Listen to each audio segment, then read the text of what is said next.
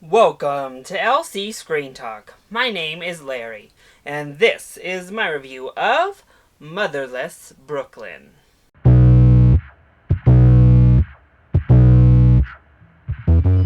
Motherless Brooklyn is the film adaptation of the 1999 novel and serves as a writing and directing credit for actor Edward Norton. This neo-noir investigatory drama follows Lionel as he tries to put together the pieces of corruption in his city to track down who the thugs were that took down his friend. Along the way, he meets some people he starts to care about and learns that this rabbit hole goes a lot deeper than initially anticipated.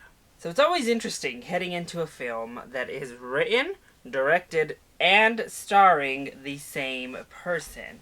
A little bit more interesting when said person is an actor, and this is only their second ever directing gig. But what a stacked cast, including Edward Norton, writer, director, and star of the film, but Bruce Willis, Gugu mbatha-raw, Alec Baldwin, Willem Dafoe, Leslie Mann, Bobby Cannavale. I mean, this is a stacked cast. Plus, we have this neo-noir, PI type of film. And, I was down. I was excited to see what this movie had to offer. Unfortunately, it kind of fell short for me. So, let's go ahead and talk about those positives first. So, I want to start off with some of our actors here. First off, Gugu mbatha-raw is great, as she most always is. She really delivers a grounded, nice performance in this film, and I thought she did great. And then there's the real standout for me, Willem Dafoe, who brings much needed just liveliness and energy to this film. When he comes on screen, it instantly injects a spark into the film, and I thought he was really, really the MVP of this whole movie. Everybody else is good. Alec Baldwin, Bobby Cannavale, and Bruce Willis all are just kind of playing variations on the same kind of character we see over and over again. So, they're neither good nor bad. They're solid, they're fine, they deliver what they need to deliver. Now, I'm not saying Edward Norton is bad in the film, but we are going to circle back around to him in the negatives. And Leslie Mann, I don't know what this role was, but no. It wasn't, no thank you. I also think the story starts to unfold in a satisfactory manner. Once we finally are kind of getting to the end portion, it feels like, okay, at least we kind of got somewhere. At least we've woven together a pretty interesting investigation. The story itself is interesting enough, but yet not interesting. Funny how that works. But the through line of what we're following has a lot of promise there. I just wish the film, and possibly the novel, I haven't read it, would have been able to capitalize on the potential that was there. The film is also quite stylish. I think that the set and, the cars, the fashions, all of the production looks really nice. Though, cinematography, we're going to loop back around to in negatives as well. All of the technical aspects in terms of just production, costuming, hair, all of that is done really well, and it does set you back into the atmosphere. Plus, I do like a good historical fiction type of movie. This doesn't really follow anyone in particular from history, but it obviously gives us history of New York and of Brooklyn through a different lens. And I think that's what made the story itself so interesting, but those aspects are when I was actually most gripped into the movie. So what doesn't work so well when it comes to Motherless Brooklyn? Well, honestly, it's dull. I'm just gonna start off with that fact. This clocks in at about 2.5 hours, and it definitely feels like 2.5 hours. This could have used a good tightening. Somebody should have came through with that red pen and really diced this down. While the bare bones of the story have an interesting premise to them, while there are some interesting social aspects being discussed here, none of it feels like it goes anywhere. We're just spinning our tires for so long in the movie until we finally get going at least somewhere, and even then, did we really get all that far? I also really have to question the decision for Edward Norton to star in this film, particularly to star in this lead role, a character who has Tourette's. Now, this is obviously an aspect from the book, so I can't knock it for having this character with the Tourette's be the main star of the movie, and that's great, actually. I love seeing films taking a chance and putting someone with any sort of disability into a lead, like, hero, main lead star role.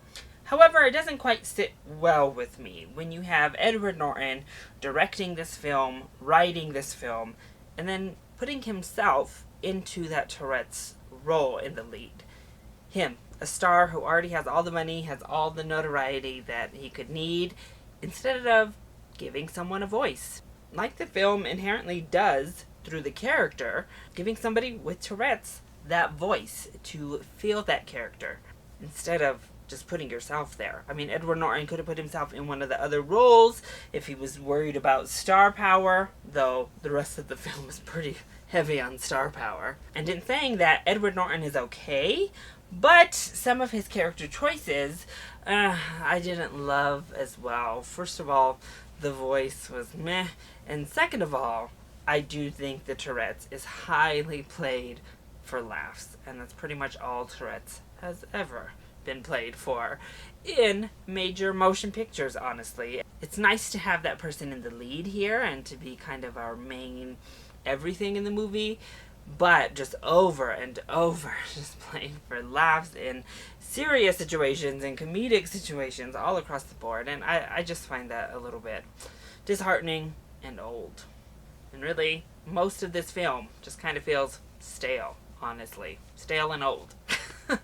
Yes, it's a neo-noir, and we don't get many of those in this day and age. It does feel different than what we get in cinemas today, but it doesn't feel like it's adding to the genre. It doesn't feel like it's reinvigorating the genre or breathing new life. Instead, it just feels stale, like it's a leftover from years gone past. Right down to the music in this movie is just so stereotypical. It just is so been there, done that. This could have been ripped out of any neo-noir film, and I wouldn't have known the difference, because it sounds like every other stereotypical neo-noir soundtrack. The cinematography is pretty stale to me, honestly, as well, and some of the directing choices by Edward Norton, they were very artsy. We get shots of blowing wheat in the wind, or random shots of counters that don't really need to be there. We get cutaways to things that don't need to happen. There's some good directing in here, there's some solid directing, but then, you can see he's really swinging for the fences to be taken seriously, and it's like, okay, we didn't need to see this wheat blowing in the wind here.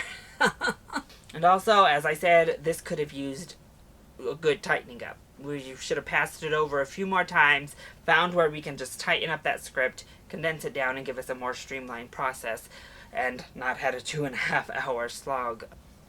Just saying. And as I was saying before with the script, I do think it throws in a lot of those cliches, like lines in particular just feel very cliche. A lot of these characters feel pretty cliche from many a film we've seen in the past. And it brings up a lot of issues. It brings up a lot of social issues, a lot of political issues that are ripe, always. These are timeless issues, unfortunately, here in this country that we can discuss and really delve into, but we don't. The majority of our characters, including our main character, aren't really interested in discussing any of that. And, again, we seem to just kind of circle back almost to the same point we started off at, which I guess could be an allegory for the political system itself, but as a film, it leaves you feeling like, what are we talking about here? There wasn't actually anything said. So overall, Motherless Brooklyn turned out to be a bit of a disappointment for me.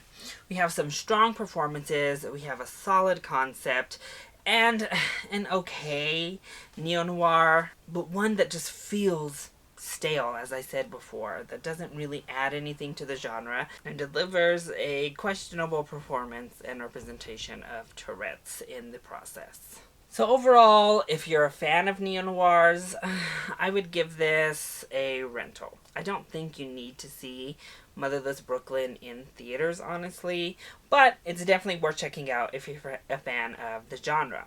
Otherwise, if that's not your thing, if these type of investigation, mob, kind of gangster dramas aren't your thing, you can probably just skip this one altogether. You've seen it before, and this one doesn't add anything new to the conversation. So, that is my review of Motherless Brooklyn. I hope you enjoyed it. If you did, go ahead, click like down below, and subscribe to the channel so you are always up to date on our latest videos. Also, join in on the discussion. Are you excited to see Motherless Brooklyn? And what is your favorite neo-noir film? Let me know either in the comment section down below, or you can hit me up on Twitter. I love you all so much for your continued support. Thank you for watching, and I'll see you next time. Bye!